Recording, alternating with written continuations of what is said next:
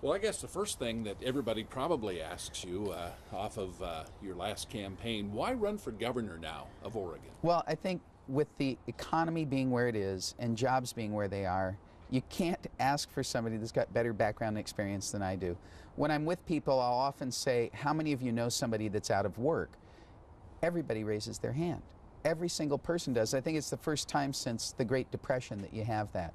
You know, what I want to do is get Oregon back to work, get the structure in place to do that, apply my 25 years of growing companies to the governor's office. I can't think of a more important thing to be doing right now. Jobs kind of the big picture, and as you said, everybody is talking about it, knows somebody, or is affected just by the economy in Oregon specifically. And I've heard you talk, and I've been following some of what you've been saying, but you seem to have some ideas of what you believe will get this thing turned around and provide jobs.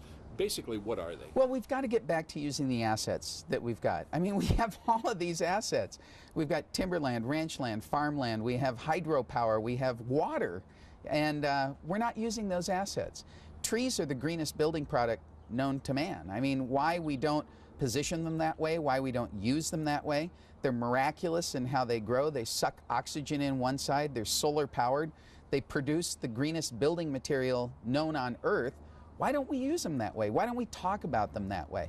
And that way what we do is we get the folks in Portland, the environmental people in Portland, working with the business community to work together to build jobs today and careers for tomorrow. Talk a little about Oregon in terms of where the jobs are. We've heard a lot of people talk about, well, government seems to be expanding and growing, and the tax structure seems to have a lot of people upset these days. What are you talking about as governor that you would like to do in this state to get a handle on that? You got to focus on private sector jobs and careers. We passed 10,000 bills over the past 24 years in the Oregon government. I can't think of many or any that actually help promote private sector jobs. In fact, one of the things I would do is grade every bill. Promote private sector jobs, destroy private sector jobs. At the end of the session, you total up the votes. Every representative is then held accountable for how many jobs, what environment did you create to create jobs or destroy jobs. I think that alone would go a long ways to changing things. How do you feel in terms of working with legislators? Right now we have one party in control of everything. If Alan Alley becomes the governor, depending on what happens in the election, but in terms of working with the legislature, how does that work for you? Well, I've built my career working with people that I don't have much in common with. 99% of the sales for my company are outside the United States, and I don't have much in common with people in Turkey and Japan and Taiwan and Korea. Yet I've built relationships with them and created, I know it sounds trite, but win-win situations. The other thing is that the governor has to deal from a position of strength when you're dealing with the legislature. I have to use my power of appointment to appoint heads of each of the agencies. I have to appoint boards and commissions that can work with us. But the bottom line is then we can sit down and we can work on things that are good for all Oregonians.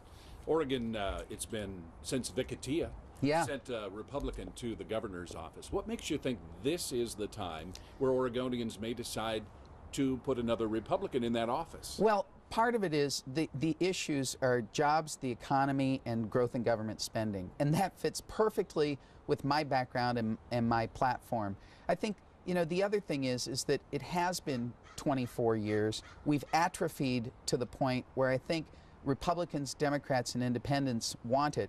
In fact, almost every day I have a Democrat walk up to me and say, I switched my registration so I can vote for you in the primary. That's how important I think it is that you become our next governor.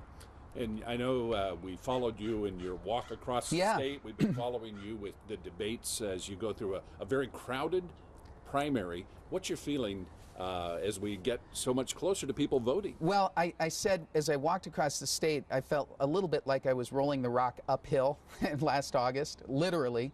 And now, since the Dorchester win, where we got 51% of the votes in the straw poll in a four-way race, I feel like the rock's going downhill now. And people, it's just building momentum every single day. More and more people are coming on. The endorsements are coming in. We have 8 state representatives. I think it's an unprecedented number of state representatives in a primary.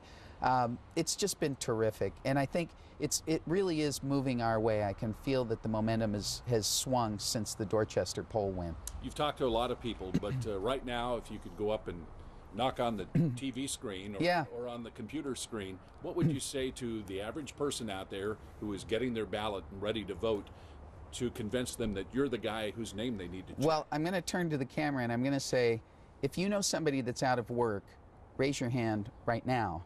And I'm pretty sure every single person that I'm talking to just raised their hand. Who's the best qualified to get you to put that hand down and get those hands back to work? My background, my experience, my passion for the state, my connections in the global community, those are the things that we need in the governor's office. I can't think of anything more important right now. One thing that I have to ask you about, and a lot of people have, is education. Sure. A lot of people concerned that have kids in school about budgets and what's happening with that. How close would you think we could be to trying to fix that thing, or what ideas do you have? Well, I visited 32 schools in the state so far to get an idea. There's lots of great innovation going on in the schools. The funny thing is that no matter how much money I pour in the top, it's not getting into the classrooms. So I said, why don't we turn the whole thing around? You got $10,000 per student, 30 kids in a classroom, $300,000 per classroom in this state, $70,000 for the teacher, $230,000. I don't know where it goes. So let's put $300,000 in every classroom. Let the teacher, the principal, and the parents on the school board decide how much overhead do you want to purchase. Do you want to purchase it from the school district, education service district, and from the state? Put the money in the classroom first, fund the kids first, fund the overhead second.